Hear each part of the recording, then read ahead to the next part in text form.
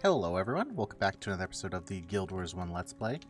We are out here chilling in the Astralarium. Last episode we played some more games with General Morgan. Now we're going to continue our thing. Thanks for helping, Kornan. One of the War Marshal's Rest's generals, Kayet, has also asked me to speak to the Order of the Sky regarding the celestial event she calls Nightfall. General Morgan, whom you've met, doesn't seem to like the idea, but more importantly, someone else has been asking about the Order about Nightfall. You'd be doing me and the generals a great favor if you investigate this. Meet me in Zelen Reach and I should tell you more. It better bring costs with you. I've played this area, but especially aggressive lately. I'd like to find out for myself. I will see you there.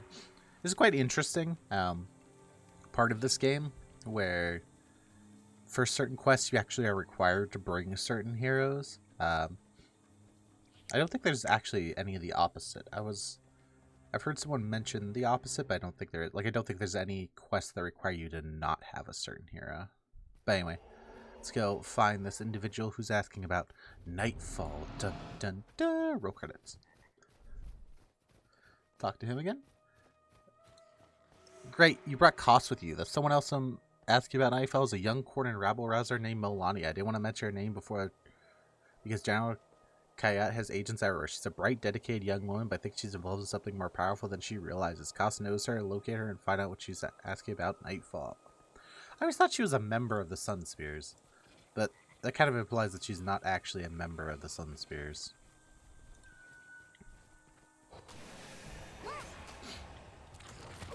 I'm not actually sure about that.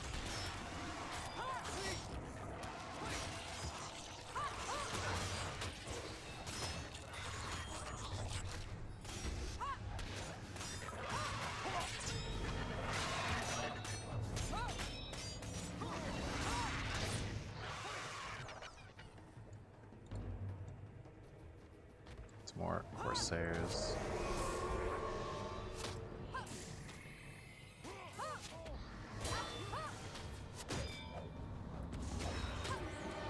This might be one of those quests that you could actually skip a significant part of. There's a lot of quests in this campaign in particular where if you go all the way to the basically end point of the quest, you can skip a good chunk of it.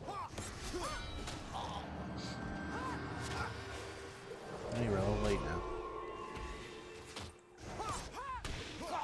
I think they really do intend you to get to that first spear rank instead of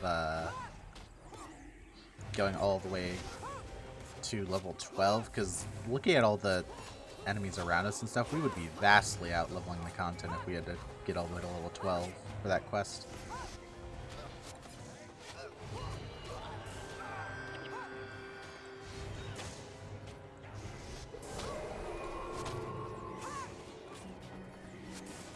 This is a healer.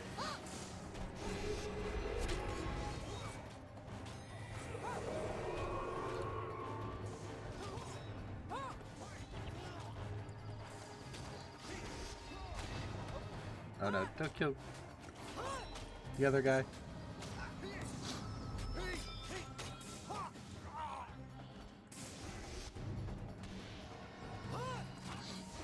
A lot of Corsairs here. Actually pretty thick enemies.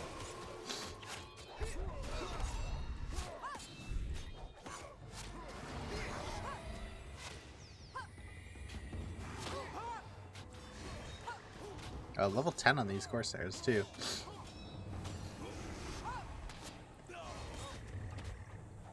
Ooh, here we go. This is a significant damage increase.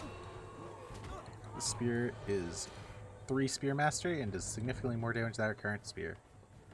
Because I forgot to transfer a good spear over.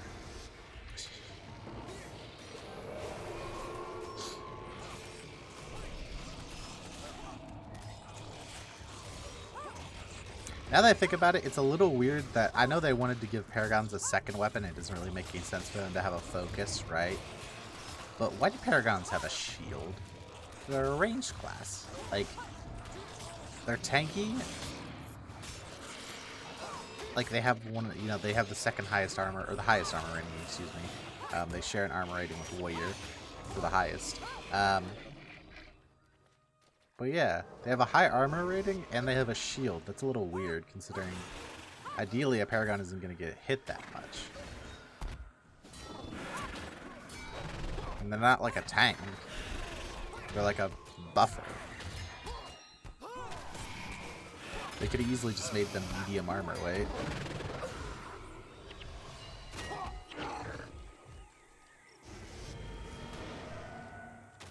I forget if Paragon armor has anything special to it. I don't think it does. No, it doesn't. Okay.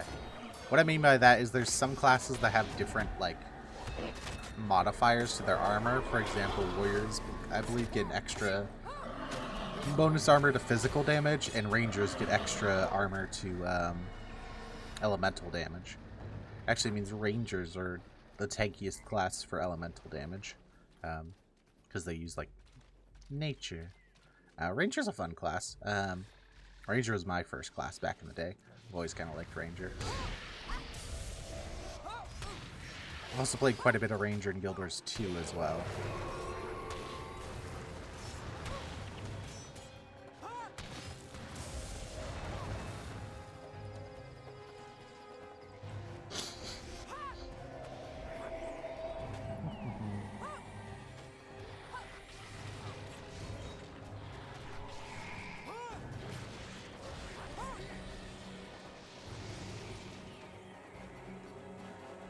Come on, come on. Stop slowing me. Let's go.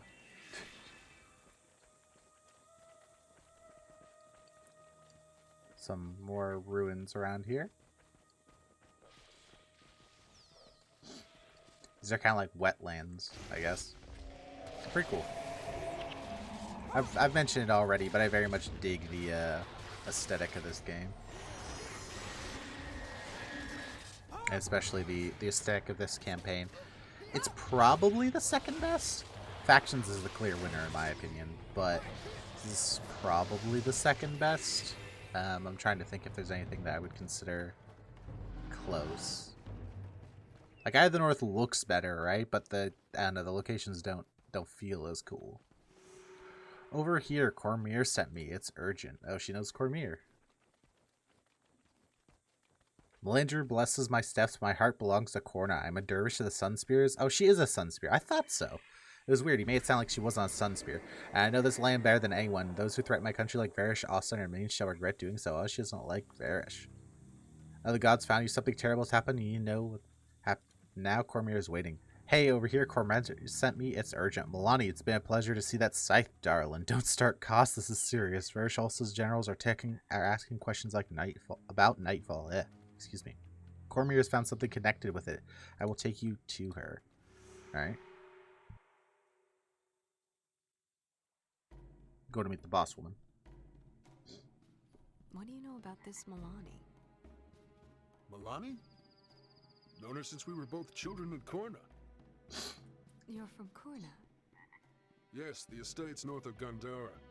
Melonni is from Ranjak, a small village to the west. And she's right behind me, isn't she? She's a sweet girl, but always thinks she's right. I also have very good ears. Melonni, I didn't see you there. Observant as always, Cass. I'm glad you're both here. I believe the War Marshal is up to something. Their voice acting is great. War Marshal Varish? I doubt that. Don't you find it odd that she came in person for a simple trade mission? With her generals? So Varish is a hands-on leader. I think you're jumping to conclusions. I think you're just not thinking at all. Ah, I see you two do know each other. My apologies. Though with Cass at your side, you'll need real help. And if Melani's advising you, you'll need me more than ever. Yeah, they're friends. You can tell. Alright, let's go meet Cormier. They're great. I love their dynamic. They're one of the highlights of this campaign.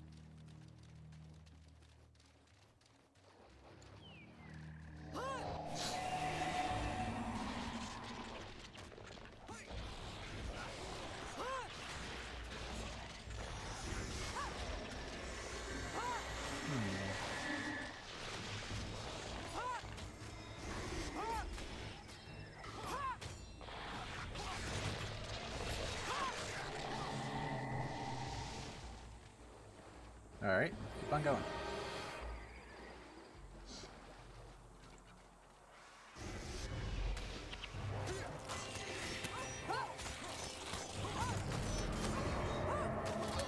Stay in. Stay in. Oh. Chuck. Chuck.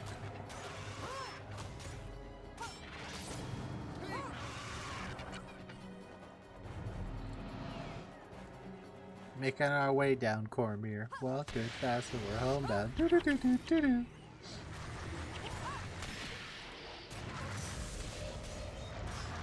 Man, these things are such an annoying freaking pet in Guild Wars 2, let me tell you. In PvP, these things are cancer. Yeah.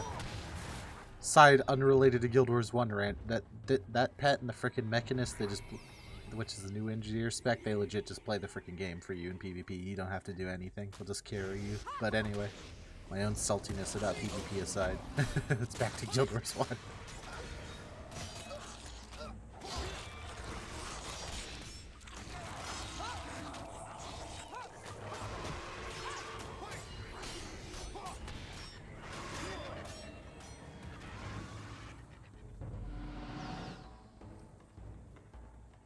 A lot of foliage here.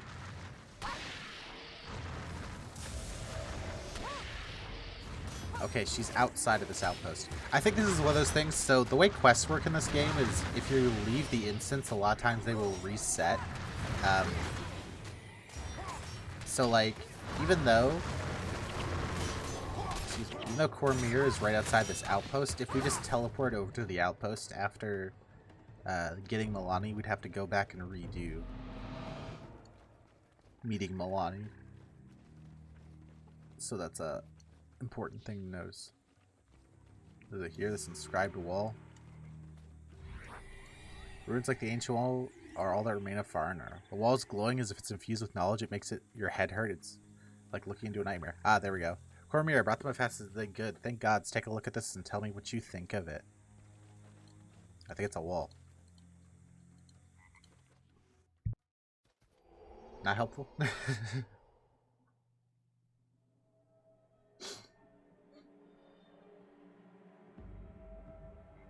It is creepy. This looks bad. Looks bad. There's another one back in the outpost that looks the exact same. It's just some old inscriptions. I hate not knowing what they say. These come from earlier times, from before the Scarab Plague. A scholar could decipher them. I don't know any scholars that would want to come out here. You would be surprised.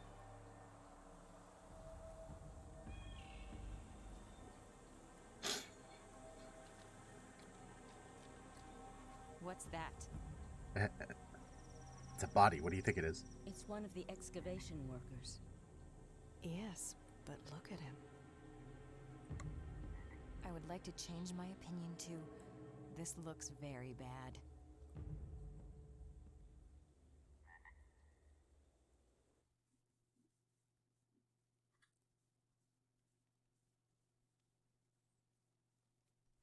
Okay. So we ended that off and we're back in the Joknar diggings. Let's go talk to... Is it Digmaster Gataya. That digger you found was the last one to die. They're all dead. The entire excavation team cut down their prime, covered with these strange runes. Cormyr promised us protection. No one's prepared for this. Then another group of diggers stormed through, heavily armed. I had never seen them before. It seems like they know where they're going. You have to go after them. Cormyr is waiting for you. Take this. You'll need it. So we get Melonni. Originally a native of Kornan, Melonni's dedication to her home village has made her persona non grata in her own homeland. She has a flinty determination, is not above open axe rebellion to achieve her goals. So she don't like them Kornan. She think they up to something shady over there, doing shady stuff. So let's just really quickly make a build for her at the end of this thing. Let's see if I actually have a Derv Hero. I do have a Derv Hero build. Wounding Strike, is that really what I want to run?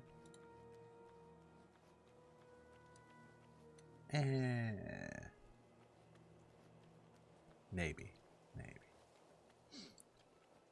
Yeah, let's just make one. So let's make her a warrior, because a lot of dervishes also benefit from some of the warrior skills, like, what is it called? I'm trying to find it. Actually, dervishes have a better increased attack speed skill, don't they? Yeah, Heart of Holy Flame. So one of the cool things that dervishes have in particular compared to the other classes in this game is they have access to these abilities. Let's just do wind prayers, I guess, for now. These transform abilities that turn them into the different gods and give them different effects based on which god they transform into. So I think Melonni is a Melandru follower, so maybe we'll make her a Melandru build, even though Melandru isn't the greatest. Yeah, bonus health, elemental armor, deal earth damage whenever you lose a dervish enchantment. All party members lose a condition. Now, the best one of these, if you're actually like wondering which one's worth it, is Balthazar. If you want to use one of these, Balthazar is by far the best one, just because it gives you more adrenaline. It makes your attacks deal holy damage, and holy damage is unpreventable. Avatar of Dwayne heals you.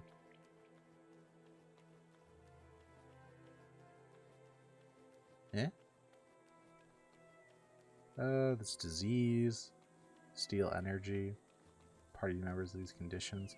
I'm not sure which one. Maybe I'll do Avatar of Dwayne since we have one healer. You know what? I'll work on this off camera and I'll show you the build in the beginning of the next episode. But I want to thank you for coming out. I hope you have a great day. I will see you in the next one. Bye-bye.